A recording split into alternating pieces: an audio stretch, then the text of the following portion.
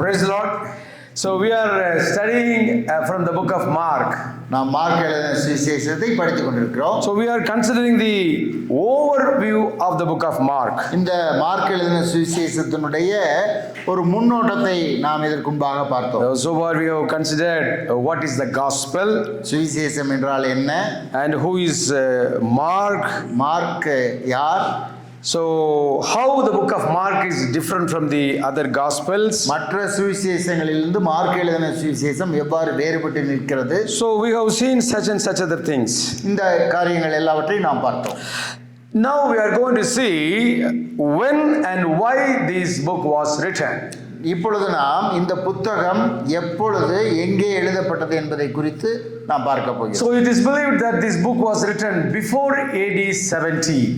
ஏடி கிறிஸ்துவுக்கு பின்பாக 70 வருடங்களுக்கு முன்பாக இது எழுதப்பட்டது என்று நம்பப்படுகிறது. Why do we say that? ஏன் விதமாய் சொல்கிறோம்? What is so special about AD 70? ஏடி கிறிஸ்துவுக்கு முன் 70வது வருடத்தினுடைய சிறப்பு என்ன? Because in AD 70 the Jerusalem temple was burnt for the second time. கிபி 70வது வருடத்திலே எருசலேமில் உள்ள தேவாலயம் இரண்டாவது முறையாக அழிக்கப்பட்டு எரிக்கப்பட்டது. And the emperors Vespasian and Titus, they contributed to the setting of the fire for Jerusalem and the temple. தீத்துராயன் அங்கே எருசலேம் நகரத்தையும் தேவனுடைய தேவாலயத்திற்கும் அவர் நெருப்பு வைத்தார். So if these gospels, all the gospels, they do not cover this event. So this is one of the most important event. So because this event is not covered, we safely believe that all the gospels, they are all written before AD 70. இந்த எருசலேமுடைய தேவாலயம் அழிக்கப்பட்ட நிகழ்வு என்பது மிகவும் ஒரு முக்கியமான நிகழ்வு. ஆகவே இந்த நிகழ்வு இந்த 4 சுவிசேஷ புத்தகங்களிலும் குறிப்பிடப்படாத காரணத்தினாலே இந்த எருசலேம் தேவாலயம் எரிக்கப்படுவதற்கு முன்பாகத்தான் இந்த சுவிசேஷங்கள் எல்லாம் எழுதப்பட்டிருக்க வேண்டும் என்று நாம் உறுதி கொள்ள முடிகிறது. And it is also believed the book of Mark was written after AD 64.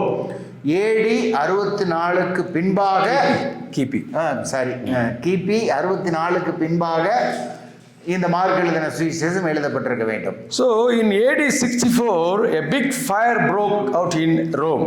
ரோமாபுரியிலே கிபி 64வது வருடத்திலே ஒரு பெரிய தீ, அந்த தேச அளவிலே ஒரு தீ ஏற்பட்டது. So nearly 80% of the Roman city was totally burnt. ரோமாபுரி பட்டணத்தினுடைய 80% இடங்கள் இந்த தீயினாலே எரிந்து அழிந்து விட்டன.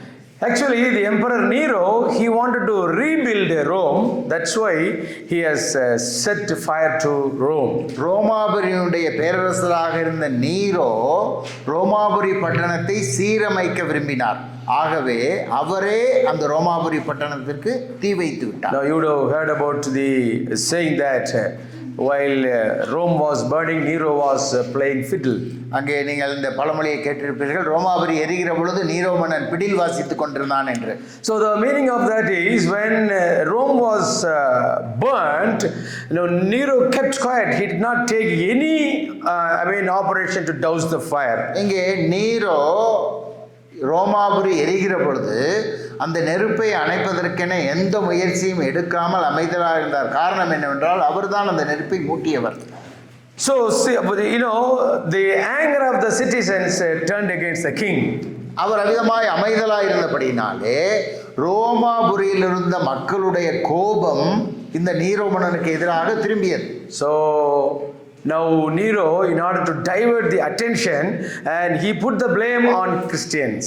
ஆகவே நீரோ மன்னன் மக்களுடைய கோபத்தை மாற்றுவதற்காக இந்த நெருப்பை வைத்தது தானல்ல, இந்த நெருப்பை வைத்தது கிறிஸ்தவர்கள் என்று கிறிஸ்தவர் மேல் பழியை போட்டு விட்டார். So the anger of the people, the anger of the emperor, and all turned against the Christians, and the Christians became the scapegoat. இந்த மக்களுடைய ரோமாபுரியில் இருந்த மக்களுடைய கோபமும் பேரரசுடைய கோபமும் அங்கிருந்த சிறிய அளவில் இருந்த கிறிஸ்தவர் மேல் திரும்பினபடினாலே அவர்கள் இந்த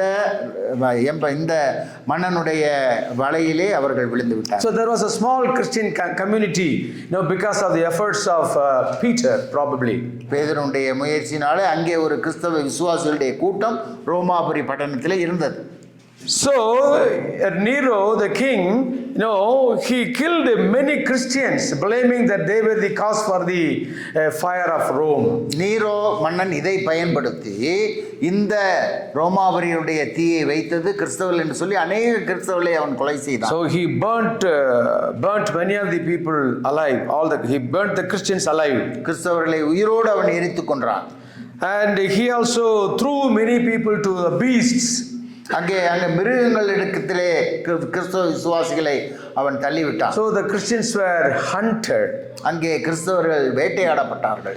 So at that time, in order to encourage the existing Christian community, Mark wrote this gospel. ஆகவே இந்த ஒரு சூழ்நிலையிலே அங்கே மீதமிருந்த கிறிஸ்தவர்களை உற்சாகப்படுத்தும்படியாக மார்க் இந்த சுவிசேஷத்தை எழுதுகிறார். அவர்களுக்கென்று. The question is, how the book of Mark now will encourage the believers? That's the question. அடுத்த கேள்வி, இவ்விதமாக மார்க் எழுதின இந்த சுவிசேஷ புத்தகம் இத்தகைய பிரச்சனைகளிலும் வேதனைகளிலும் இருக்கக்கூடிய விசுவாசிகளை எவ்விதமாய் அது உற்சாகப்படுத்துகிறது? So how does the gospel begin? It says that Jesus is the Son of God. இந்த சுவிசேஷம் எவ்விதமாய் ஆரம்பிக்கிறது? இயேசு தேவனுடைய குமாரன் என்று ஆரம்பிக்கிறது. I told you earlier that the Roman emperors were considered to be the sons of God. So now Mark is saying that Nero is not the son of God. It is Jesus who is the son of God. And he brings good news for you. ஏற்கனவே நான் சொன்னதுபடியே அந்த ஒரு காலகட்டத்திலே ரோமாபுரியுடைய பேரரசர் தேவனுடைய குமாரனாக கருதப்பட்ட ஒரு காலகட்டத்திலே மார்க்கு இயேசுவே தேவனுடைய குமாரன், அதுதான் உங்களுக்கு இருக்கக்கூடிய ஒரு நற்செய்தி என்று அவர் சொல்லுகிறார். So it's true that Nero is persecuting, but we have Christ. If you follow Christ, by following Christ, and he is offering them comfort. நீங்கள் உண்மையிலேயே நீரோ மன்னனால் துன்பப்படுத்தப்படுகிறீர்கள், அது உண்மைதான். ஆனால் உங்களுக்குரிய ஆறுதல் தேவனுடைய குமாரனிடத்திலிருந்து உங்களுக்கு கிடைக்கும்.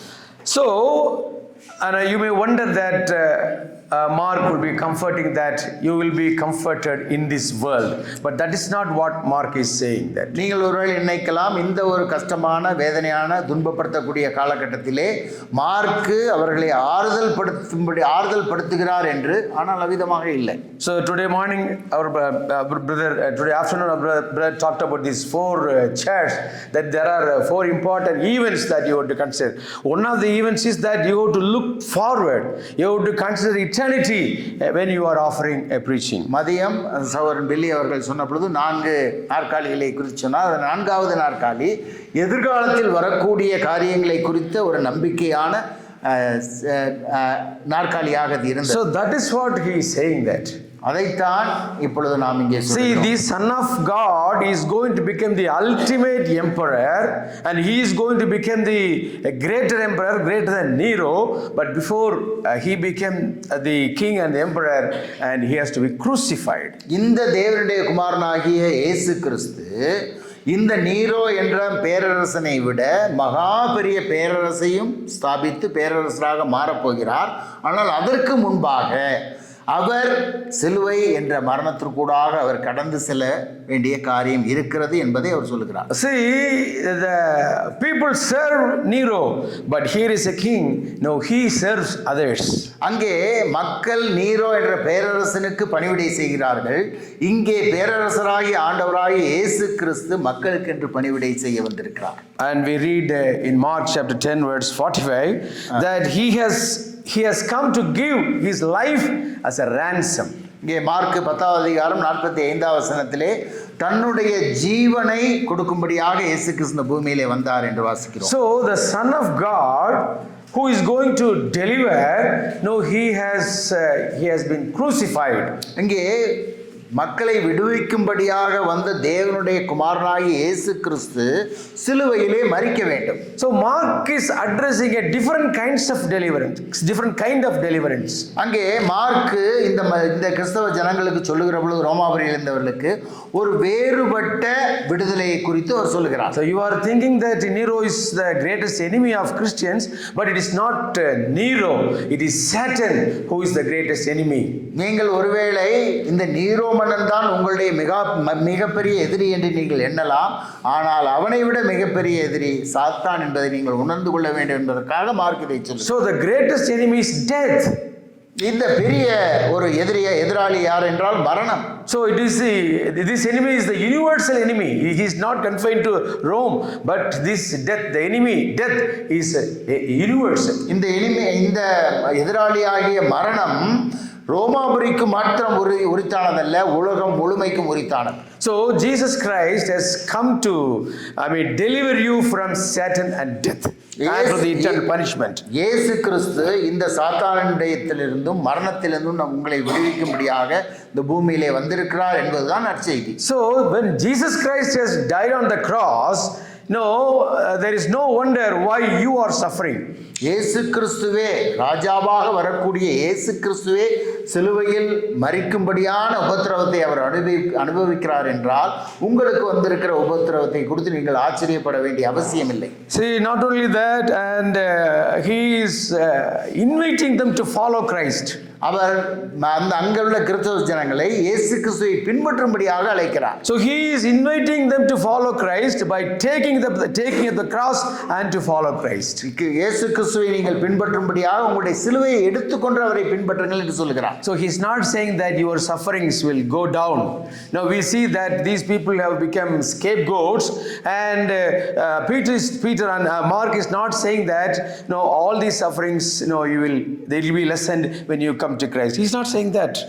நீங்கள் தவறாக குற்றம் சாட்டப்பட்டு நீரோமனால் கொலை செய்யப்பட்டு கொண்டிருக்கிறீர்கள், துன்பத்தை அனுபவிக்கிறீர்கள். ஆகவே இயேசு கிறிஸ்துவிடத்திலே வாருங்கள், உங்களுக்குரிய அந்த துன்பங்கள் எல்லாம் குறையும் என்று மார்க் சொல்லவில்லை. But he is still offering, if you want to really follow Christ, you have to take up your cross and follow him. That's what he says. ஆனால் அதே சமயத்தில் அவர் என்ன சொல்கிறார்? நீங்கள் இயேசு கிறிஸ்துவை பின்பற்ற விரும்பினால் இந்த துன்பங்கள் துயரங்களோடு கூட சிலுவையை எடுத்துக்கொண்டு நீங்கள் பின்பற்ற வேண்டும் என்று சொல்கிறார். So in Mark chapter 8 verse 34 and 35, now we read that for whoever save his life will lose it, but whoever loses his life for my sake and the gospel's will save it.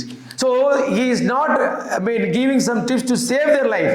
No, he is saying that you may lose your life, but eternally you will save your life. That's what he is saying. Mark 8வது அதிகாரம் 15வது வசனத்திலே mark சொல்லுகிற பொழுது இயேசு கிறிஸ்து சொன்னதாக, தன் ஜீவனை ரட்சிக்க விரும்புகிறவன் இழந்து போவான், என் நிமித்தமாகவும் சுவிசேஷ நிமித்தமாகவும் தன் ஜீவனை இழந்து போகிறவன் அதை ரட்சித்துக் கொள்வான் என்று சொல்லுகிறார். ஆகவே நீங்கள் இயேசு கிறிஸ்துவை பின்பற்றுகிற பொழுது நித்தியமாக உங்களுடைய ஜீவன் பாதுகாக்கப்படும், இப்பொழுது இருக்கிற துன்பத்திலிருந்து அல்ல என்பதை சொல்லுகிறார். So chapter 10 verse 29 and 30, 10வது அதிகாரம் 29 30வது வசனங்கள். yes please. அதற்கு இயேசு பிரதியுத்தரமாக, என் நிமித்தமாகவும் சுவிசேஷத்து நிமித்தமாகவும் வீட்டையாவது சகோதரரையாவது சகோதரிகளையாவது தகப்பனையாவது தாயையாவது மனைவியையாவது பிள்ளைகளையாவது நிலங்களையாவது விட்டவன் எவனும் இப்பொழுது இம்மையிலே துன்பங்களோடே கூட நூறத்தனையாக வீடுகளையும் சகோதரரையும் சகோதரிகளையும் தாய்களையும் பிள்ளைகளையும் நிலங்களையும் மறுமையிலே நித்திய ஜீவனையும் அடைவான் என்று மெய்யாகவே உங்களுக்கு சொல்லுகிறேன். So the encouragement that he is giving is that look to eternity. Whatever you lose in this world, everything will be compensated only in eternity. That's what he is saying. He is not giving any comfort that in this world, whatever sufferings that you are undergoing, all these sufferings will go if you follow Christ. That is not what he is saying. Mark அங்குள்ள கிறிஸ்தவ விசுவாசிகளை உற்சாகப்படுத்துகிற பொழுது இந்த பூமியிலே நீங்கள் படுகின்ற கஷ்டங்கள், அவமானங்கள், உபத்திரவங்கள் எல்லாவற்றுக்குமான பலன் நித்தியத்திலே உங்களுக்கு இருக்கிறது என்று சொல்லுகிறாரே தவிர இப்பொழுது இருக்கக்கூடிய இந்த பிரச்சனைகள் உபத்திரவங்கள் உங்களுக்கு வெகு சீக்கிரத்திலே நீங்கி போகும் என்று அவர் சொல்லவில்லை. So this Son of God or Son of Man, he is going to come in glory in the clouds. இந்த தேவனுடைய குமாரன் மேகங்களோட மகிமையோடு வருவார். So Mark chapter 13 verse 27 and 28. Mark எழுதின சுவிசேஷம் 13வது அதிகாரம் 27 மற்றும் 28வது வசனங்கள். 27 28 மார்க்கு 13 27 28. அப்பொழுது அவர் தம்முடைய தூதரை அனுப்பி தாம் தெரிந்து கொண்டவர்களை பூமியின் கடைமுனை முதற்கொண்டு வானத்தின் கடைமுனை மட்டுமுள்ள 4 திசைகளிலுமிருந்து கூட்டிச் சேர்ப்பார். The verse before that. அப்பொழுது மனுஷகுமாரன் மிகுந்த வல்லமையோடும் மகிமையோடும் மேகங்கள் மேல் வருகிறதை காண்பார். So the comfort is that Son of Man is going to come in future. உபத்திரவத்தில் இருக்கக்கூடிய விசுவாசிகளுக்கு கிடைக்கக்கூடிய ஆறுதல் என்னவென்றால், நீங்கள் விசுவாசிக்கிற தேவனுடைய குமாரன் மேகங்கள் மேல் வருவார். So the angels are going to gather the elect, not only the people who are in Rome, but in the entire world. தூதர்கள் தேவனால் தெரிந்து கொள்ளப்பட்ட உலகெங்கும் உள்ள விசுவாசிகளை அவர்கள் கூட்டி சேர்ப்பார்கள். So at that time, so these people know they will have justice. அந்த ஒரு நேரத்திலே ரோமாபுரியில் இருக்கக்கூடிய உங்களுக்கும் தேவனுடைய நீதி கிட்டும். So until then, people are asked to preach the gospel. அதுவரை உபத்திரவத்தில் இருந்தாலும் சுவிசேஷத்தை நீங்கள் பிரசங்கிக்க வேண்டும். Mark chapter 13 verse 10. மார்க் 13:10வது வசனம். சகல ஜாதிகளுக்கும் சுவிசேஷம் முந்தி பிரசங்கிக்கப்பட வேண்டும். So this is how Mark is comforting them.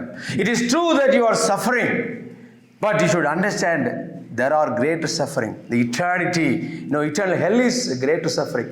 Death is greater suffering. God has come to deliver you from death and eternal hell. God has come to you are thinking that Nero is the greatest enemy, but Satan is the greatest enemy. So Christ has come to deliver you from sin, death and Satan. இங்கே நீங்கள் இந்த நீரோ மன்னனால் கிடைக்கக்கூடிய உபத்திரவத்தை குறித்து நீங்கள் யோசித்துக் கொண்டிருக்கிறீர்கள். ஆனால் இதைவிட மகாபெரிய உபத்திரவம் அங்கே நரகத்திலும் மரணத்திலும் அது அடங்கி இருக்கிறது. இந்த பாவத்திலிருந்தும் மரணத்திலிருந்தும் நரகத்திலிருந்தும் உங்களை மீட்கும்படியாக தேவனுடைய குமாரனுடைய நற்செய்தி உங்களுக்கு கிடைத்திருக்கிறது. அதை விசுவாசிக்கிற பொழுது இதிலிருந்து நீங்கள் காப்பாற்றப்படுவீர்கள், மரணம், பாவம் மற்றும் நரகத்திலிருந்து. So when you compare the glory that you are going to have in heaven, the suffering here is what you are going to have, what you are having is nothing. That is what even Paul says. பரலோகத்தின் மகிமையை நீங்கள் எண்ணி பார்க்கிற பொழுது இந்த உலகத்தில் நீங்கள் படுகின்ற உபத்திரவங்கள் ஒன்றுமில்லை என்று நீங்கள் நினைத்துக் கொள்ளுங்கள் என்று சொல்கிறார். So the same thing holds good for us also. இந்த ஒரு காரியம் நமக்கும் பொருந்தியதாக இருக்கிறது. So you may be thinking about your suffering. நீங்கள் உங்களுக்கு இருக்கக்கூடிய பாடுகளை குறித்து நீங்கள் எண்ணிக்கொண்டிருக்கலாம். Yeah, it is true that your suffering is really great for you. நிச்சயமாகவே உங்களுக்கு இருக்கக்கூடிய உபத்திரவங்கள், கஷ்டங்கள் மிக பெரியவைதான். But even if you are delivered from all of your sufferings, you have to face old age and death. நீங்கள் எவ்வளவுதான் எல்லா உபத்திரவங்களையும் நீங்கள் கடந்து வந்தாலும் கூட உங்களுக்கும் முதிர் வயதும் மரணமும் உண்டு. So look to eternity, think about eternity. எப்பொழுதுமே நித்தியத்தை குறித்து பாருங்கள், நோக்கி பாருங்கள். So you are delivered from the eternal hell. நீங்கள் நித்திய நரகாக்கினிலிருந்து பாதுகாக்கப்பட்டிருக்கிறோம். So the Son of God is going to come, the Son of Man is going to come. அங்கே He is going to gather his people with him. மனுஷகுமாரன் வந்து தம்முடைய ஜனங்கள் எல்லோரையும் கூட்டி சேர்க்க போகிறார். So it is at that time you are going to have eternal peace and eternal comfort, and you will have justice. அந்த ஒரு நேரத்திலே நமக்கு நித்திய ஆறுதலும் நித்திய சமாதானமும் தேவனுடைய நீதியும் நமக்கு கிடைக்கும். So until then you preach the gospel. That's what he says. அதுவரை நீங்கள் தேவனுடைய நற்செய்தியை பிரசங்கியுங்கள் என்பதுதான் நமக்கு கொடுக்கப்பட்டிருக்கிறது. So if you are going to focus on your suffering will increase. If you are going to focus on your suffering, your suffering will it will only increase. You are always thinking about எப்பொழுதும் உங்களுடைய உபத்திரவங்கள், உலகத்திலே உங்களுக்கு இருக்கக்கூடிய உபத்திரவங்களை மாத்திரம் நோக்கி பார்த்து கொண்டிருப்பீர்களானால் அந்த உபத்திரவங்கள் கூடத்தான் செய்யுமே தவிர ஒருபோதும் குறையாது. So how to address this suffering? preach the gospel. That's what he says. இந்த உபத்திரவத்தை நீங்கள் எவ்விதமாய் எதிர்கொள்வது என்று பார்க்கிற பொழுது சுவிசேஷத்தை பிரசங்கியுங்கள். Consider about the eternal life. எப்பொழுதும் நித்தியத்தை குறித்த சிந்தையோடு இருங்கள். Think about the future glory. வரப்போகிற மகிமையை குறித்து எண்ணிக்கொண்டிருங்கள். No, I have said it very easily, but anyway, you have to do that. No, we have come here to comfort and encourage one another to look to eternity, and that's our hope. நான் இதை இங்கிருந்து சொல்வது எளிதானது, ஆனால் நாம் இவ்விதமாக ஒருவரை தேற்றி வரப்போகிற நித்திய மகிமையை நம்முடைய எண்ணத்தில் கொண்டு வரும்படியான ஐக்கியத்தை நாம் வளர்த்து கொள்ள வேண்டும். So in the book of Mark, you come across a lot of miracles. Mark எழுதின சுவிசேஷத்திலே அநேக அற்புதங்களையும் அதிசயங்களையும் நாம் பார்க்கிறோம். These miracles are not written to tell you that if you come to Christ, God will perform some miracle in your life. இந்த அதிசயங்கள் அற்புதங்கள் எல்லாம் நீங்கள் இயேசு கிறிஸ்துவிலே வருகிற பொழுது இவ்விதமாய் சொல்லப்பட்ட அற்புதங்களும் அதிசயங்களும் உங்கள் வாழ்விலும் நிகழும் என்பதற்காக வேதத்திலே மார்க் சொல்லவில்லை. So you may experience miracle, but there are many believers who have not experienced any miracles. நீங்கள் ஒருவேளை அற்புதங்களை உங்களுடைய வாழ்விலே ருசித்திருக்கலாம், ஆனால் அநேக விசுவாசிகள் உபத்திரவங்களுக்கு இடையே கடந்து சென்றிருக்கிறார்களே தவிர இத்தகைய அற்புதங்களை கண்டதில்லை. So there are possible. Some people may experience, miracles. சிலர் இத்தகைய அற்புதங்களை நீங்கள் உங்களுடைய வாழ்க்கையில் அனுபவித்திருக்கலாம். So Peter escaped death from the hands of Herod. ஏரோதனிடத்திலிருந்து பேதுரு உயிர் தப்பி பிழைத்தார். But he died in the hands of Nero. ஆனால் நீரோ மன்னனுடைய கரத்திலே அவர் இறந்து போய்விட்டார். John the Baptist was beheaded. அங்கே யோவான் ஸ்நானகன் தலை வெட்டி கொல்லப்பட்டார். So in the book of Hebrews, you read people who have succeeded by believing, but there are people who lost. Both the cases are there. We can see them. எபிரேயர்களிடத்திலே விசுவாச வீரர்களுடைய பட்டியலை பார்க்கிற பொழுது அவர்கள் ஜெயித்தவர்களும் இருக்கிறார்கள், தேவனுக்கு தங்களுடைய வாழ்க்கையை இரத்த சாட்சியாக மரித்தவர்களும் இருக்கிறார்கள். So then why Mark records these miracles? ஏன் மார்க் தன்னுடைய சுவிசேஷ புத்தகத்திலே இத்தகைய அற்புதங்களையும் அதிசயங்களையும் எழுதியிருக்கிறார்? So Mark is recording these miracles in order to say that Jesus is the Christ and Jesus is the Messiah. When the messianic kingdom comes, things will totally change. இங்கே இந்த அற்புதங்களை எல்லாம் மார்க் குறிப்பிட்டிருப்பதற்கு காரணம், இது மேசியா, உங்கள் மத்தியில் இந்த அற்புதங்களை செய்கிறவர் மேசியா, இவருடைய ராஜ்யம் வருகிற பொழுது அந்த ராஜ்யத்தினுடைய முன்ருசியாக இந்த காரியங்கள் கொடுக்கப்பட்டிருக்கிறது என்பதுதான். So please read Deuteronomy chapter 18 verse 18. Important words, please underline. உபாகமம் 18 வசனங்களை வாசிப்போம், வசனத்தை வாசிப்போம். உபாகமம் 18. உன்னை போல ஒரு தீர்க்கதரிசியை நான் அவர்களுக்காக அவர்கள் சகோதரரிலிருந்து எழும்ப பண்ணி என் வார்த்தைகளை அவர் வாயில் அருளுவேன்.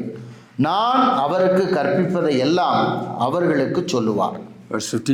15வது வசனம், உன் தேவனாகிய கர்த்தர் என்னை போல ஒரு தீர்க்கதரிசி உனக்காக உன் நடுவே உன் சகோதரரிலிருந்து எழும்ப பண்ணுவார், அவருக்கு செவி கொடுப்பீர்களாக. So Jesus is that prophet who is greater than Moses. இயேசுவே அந்த தீர்க்கதரிசி, மோசேயை விட பெரியவர்.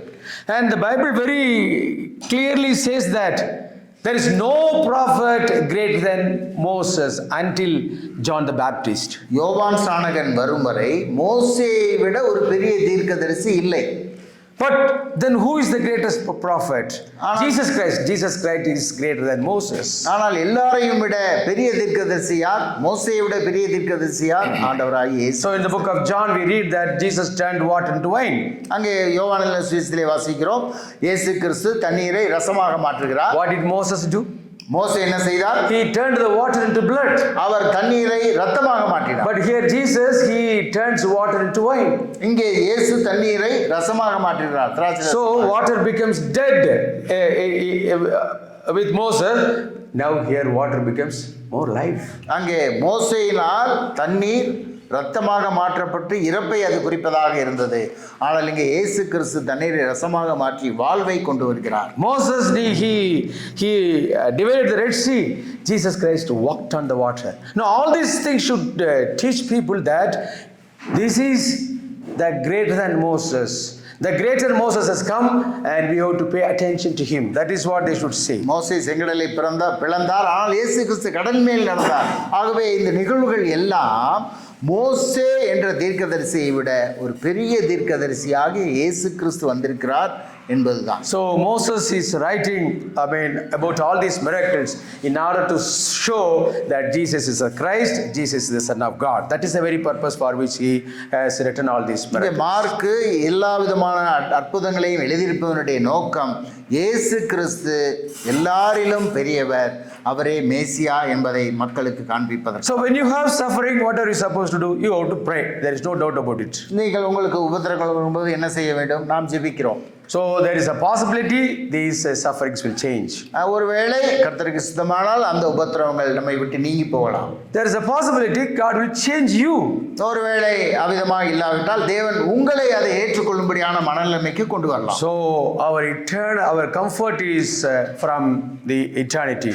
That is, all our troubles will go when the Son of Man comes in glory. ஆகவே நமக்குரிய ஆறுதல் வரப்போகிற தேவனுடைய குமாரனுடைய கரத்திலே இருக்கிறது. So until then we are supposed to preach the gospel. அதுவரை இந்த உபத்திரவங்களுக்கு ஊடாக நாம் சுவிசேஷத்தை பிரசங்கிக்க வேண்டும். So that is the mandate. We are supposed to preach the gospel. We have to evangelize the whole world. அது நமக்கு பிடித்தால் செய்யலாம், பிடிக்காவிட்டால் விட்டுவிடலாம் என்பது அல்ல. அது நிச்சயமாக செய்யப்பட வேண்டிய ஒரு காரியம். So now our brother Charlie has come. He will help us to know what is evangelism and how to do this evangelism in an effective way. இங்கே நம்மத்திலே சகோதரன் சார்லஸ் வந்திருக்கிறார்கள். அவர்கள் இப்பொழுது சுவிசேஷத்தை எவ்விதமாய் சொல்லுவது, அதை எவ்வளவு சிறப்பான முறையில் எவ்விதமாய் மற்றவர்களுக்கு அறிவிப்பது என்பதை குறித்து அவர் நமக்கு சொல்லுவார். I request Brother Charlie to come forward to preach the Charles gospel. Brother முன் வந்து எவ்விதமாய் சுவிசேஷத்தை பிரசங்கிப்பது என்பதை குறித்த வகுப்பினை எடுக்கும்படி கேட்டுக்கொள்கிறேன்.